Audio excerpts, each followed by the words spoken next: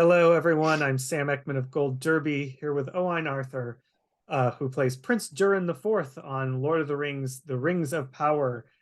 And this, there is so much material, an immense amount of material when it comes to Middle Earth, from Tolkien's books to the Mm. previous film trilogy.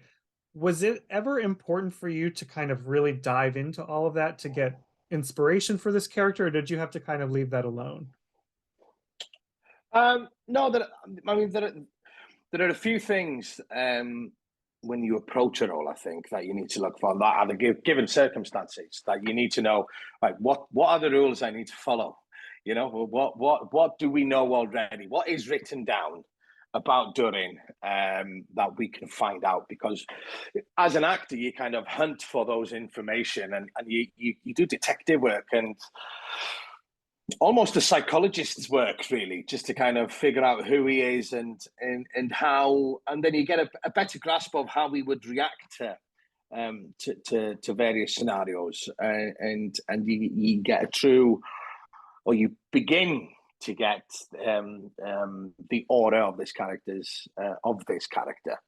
I did actually. I did. Even though there's not much written about Durin himself, there's a lot on dwarves, obviously in the books, and you kind of there's a joy, I think, to the dwarves that I just get from the material, the source material. So that was the main thing I wanted to explore, was where is the joy in Durin and where is the joy in the dwarves, and there's a human side to him that I enjoyed exploring. Yeah. Well, that's kind of the cool thing about this project is because it's taking place in Tolkien's Second Age, where there's the least amount written about this age, I would say. So there's a bit of room to play there and room to create without being tied to certain specifics. Is there a certain Mm. aspect of Durin in that sense that you really connected with? Yeah, there was actually the fact that these dwarves are in a mountain. So I grew up on a side of a mountain in Wales, not in Scotland, but in Wales. There's a working class element to them that I can connect to. You're surrounded by hardworking men Mhm. in in North Wales growing up, and women also, but specifically men, I think, and that was that's something I grew up with, and there were challenges, when you grow up as a man, the toxicity that is surrounded by us, of that of how strong you are, how hardworking you are, and there was a lot of that I could bring into Durin's role and Durin's outlook on life, I think. And what I enjoyed and what I enjoy doing with Durin is that, yes, he is in that world, but he's wise to it. He knows that it exists and that it's not a particularly good thing to be this toxic. And I think that his friendship with Elrond, I think, is a testament to that. That it just makes him a slightly wiser dwarf to the others, I think, and further reaching, and he can look outwards as opposed to block the outside and stay, Mhm. in that traditional secretive way. So I was really keen on exploring that, because I think as a teenager, as a Welshman growing up, was surrounded by that, and didn't really feel comfortable in that situation, and so therefore, excuse me, and so therefore, I so it was a different way to approach a dwarf, I think, and still discovering him. Yeah. I think you see both of those sides, in the relationship between you and Elrond. Yeah, There's the side he has to kind of project, like in that trial when he Elrond first enters Moria, very and true. then there's the real friendship. And I would say you and Robert Aramayo, who plays Elrond, have kind of like the beating heart of this show to me. That relationship just Mm. rings through so clearly. Did you two immediately like click on set? How did you develop their chemistry together? Yeah, well, Rob is from Hull, again another working class community, and the second he arrived in New Zealand, we sat on my balcony, drinking cups of tea, and just laughing every second, and we really hit it off actually, and what I enjoyed massively about working with Rob is that he's a thinker like I am. We like to think and go, why do people do this? What is this about? Don't you find this funny or don't you find this annoying? We kind of hit that we were on a common ground with a lot of things. And therefore that conversation carried on into Durin and Eldrond. That how we perceived each other, and we just got excited about each other's characters and the friendship that we were forming for both Owain and Robert and Mhm. and Durin and Elrond as well. And we explored it. We went on a few adventures together in New Zealand, and to kind of just to see what bonded these two, and to explore that. We didn't have any of the answers at this point, but it's just, I think it's just love. It's just that pure love and enjoyment of being with a friend that you can say anything to, in a positive or a negative way. You will still be Mm. best of friends no matter what happens. One would hope. So it was a really strong bond, and an adventure, and an exploration as well into that bond. That was great to play, because there was a lot of pushing and pulling there. There were obstacles and objectives that kind of got in the way, and it's a real push and pull between the right thing and the wrong thing to do, and what's do you follow your heart or do you follow your brain? Do you follow your traditions or the future? So Mm.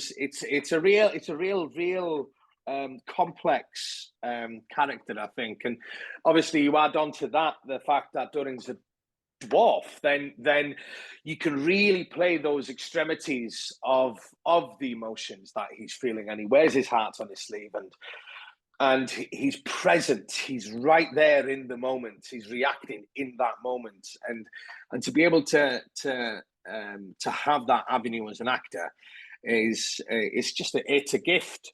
It's a gift that I loved exploring and improvising sometimes on set. Yeah, I really loved the scene between you two where, against your father's wishes, Durin and Elrond go to mine for Mithril. And you have this Yeah. really tender, quiet conversation together where you Mm. sort of find similarities. We almost get Durin's secret name. Not Yeah. quite, but almost get it. What is it like in a Mm. show so epic in scope to just be able to zoom in and have these very quiet human moments? Yeah, it's a gift, honestly. We're surrounded by Middle Earth. You walk onto set and you're just in that moment instantly. And in particular, the scene you're talking about, I know that there was a lot of stress laid on Durin, and a lot, the stakes were really high there to be in that scenario in the first place. And he was exhausted. He was mining like there was no tomorrow, literally, no tomorrow for his friend. So when you reach that climax of stress, I suppose that you become more vulnerable, and it's really it's a really strange experience to have, to be that exhausted, that it just brings all these emotions out to you, and it gives you perspective of who you are and where you are.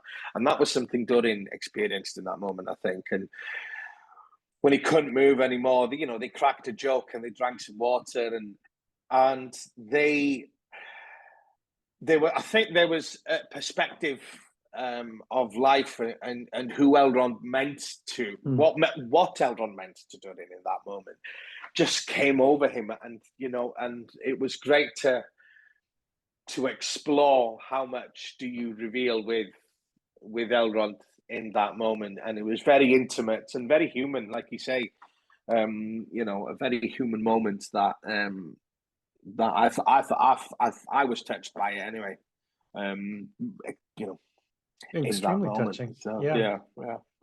And it results in a really epic showdown with Durin's dad, because Durin is in defiance of his father, King Durin, who's played by Peter Mullan, and you have a really powerful scene with him where you basically defy his orders. What was that like for you, working opposite him?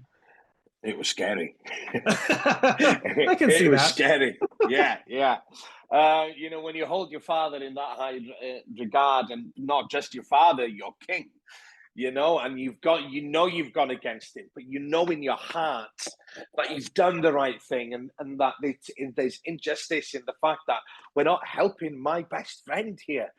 Like, we're just going to stand back and watch him die. I can't believe it. And it shows a strength, but it shows also a vulnerability and an innocence in Durin, maybe, that that he wasn't able to kind of bite his tongue in that time, to respect his father's thoughts, his father's orders. But it's so exciting to be working with Peter Mullan. I consider him massive heavyweight in our industry, and to work with him on and off set is just a gift. And when you're on set and you're looking into that character's eyes, and that you're affecting him and he's affecting you. He beautifully told me one day, brother, you be the lamp and I'll be the lampshade, or I'll be the lamp and you be the lampshade. And I just thought, what a beautiful analogy that is to describe two actors in a scene and contributing light,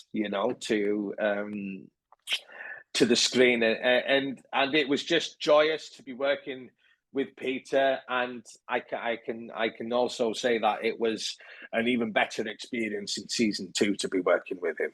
That there's a lot more to come, and yeah, I have again been blessed with having this opportunity to work with Peter, and also to be given such wonderful scenes by the showrunners, and a lovely arc for this character. So it's been joyous, I have to say. Oh, we can't wait till season 2. Very looking forward to that. It's interesting too. You talked about being surrounded by Middle Earth in these scenes, and it seems to me, from an audience perspective, that there is so much in terms of practical set around you, and it's very impressive, because Khazad-dûm, this is the first time we're really seeing on screen in its glory days, because by the time of the Lord of the Rings, it's in ruin. What does that do for you as an actor, to have all of that actual physical material to work off? Yeah, it's great. I mean, you do feel like in a cave. The second you walk onto the stage, it's dimly lit, so you instantly just walk into this warehouse and you go, wow, I'm in a cave immediately. And then you walk through a little passageway and there you are. It's vast, and they've expanded that in season 2 as well, and we see bigger caverns this time, which I didn't think was possible. So it is a blessing, definitely. But on the same breath, I will also say it's a hindrance. There are obstacles there too, as an actor, for working with prosthetics and beards and costumes. This was something that I had never done before, and I knew I'd have to learn fast on how to break through it, I suppose, or how to work with it, because it exhausts you. I've realized that at the end of every day, I feel like I've completed a marathon. I've never actually completed a marathon. Sorry, that's the door. They can wait. I've never actually completed a marathon, but it's exhausting to be working with all of that stuff, but also a blessing again, because it's another discipline that I've kind of had to master, in terms of being able to explore the character within these confines, and how to express yourself. How does Durin read? So that there were freakish moments when I was looking at myself in the mirror, seeing Durin and not realizing, kind of moving an eyebrow and having a remote control over this other guy that was staring back at me. It was quite scary. It was a funny experience that I've never done before. So that was a great part of Middle Earth that was on my face, and I'm blessed. I'm blessed. I'm glad. It's hard work sometimes, but most of the times, I'm really enjoying it. Yeah, it's a full transformation for sure. How long did that take to get into each day? So by it's about 3 hours. Wow. It takes 3 hours altogether. By the time you arrive and kind of you get on set. So when you consider you arrive at 4 o'clock in the morning, by the time you get onto set and the crew are kind of walking in saying hi and you're saying hello, it's like you've done a morning's work before the day's actually started. And then it's a case of just surviving the day, of not passing out with exhaustion and heat at some points. But yeah, it's a long day, but a very rewarding one. Yeah. Well, I think a lot of this season for Durin is about, what you touched on before, is kind of about peeling back the layers of someone who is very perhaps rough or proud on the exterior, but is very vulnerable inside. And I think one of the best spots to recognize that in is in his relationship with Disa, because it just looks like the two of you and Sophia, are having an absolute ball in every scene. What was it like creating that relationship with her? Yeah, again, I'd say even more than Rob and I, but I think Sophia and myself clicked instantly. And she's just a joyous human being with a massive smile that you can't help but love, and she's funny. And therefore you kind of go, oh, this is going to be a hoot. And it was. We just laughed a lot, and I think we were comfortable. What was great is that we were comfortable enough in each other's company that we were able to push boundaries, to see how passionate can they get, how strict can she be, and how much do they listen to each other. And they lean on each other, and they complement each other well. And so therefore I think collectively they're a force of nature. And I think it's just lovely to play opposite a lover or a wife that's in a marriage that's working. I don't think you see that often. If there are always cracks, there are always challenges, but I think their connection, their love for each other, is unbreakable. That remains to be seen. But at this moment in time, is that they're a strong couple, they're a power couple, I suppose. The double D's. Yes, it's very nice to watch two folks just be in love, especially in a world with lots of chaos and strife. Certainly. Yeah, exactly. Yeah. Well, we're greatly anticipating where it's all going, so we can't wait to see you again in season 2. But thank you, Owain, for talking Durin with me. For everyone who's watching, make sure you subscribe to Gold Derby. Keep up with us for many more chats like this. Owain, thank you so much. Thank you. Nice to meet you.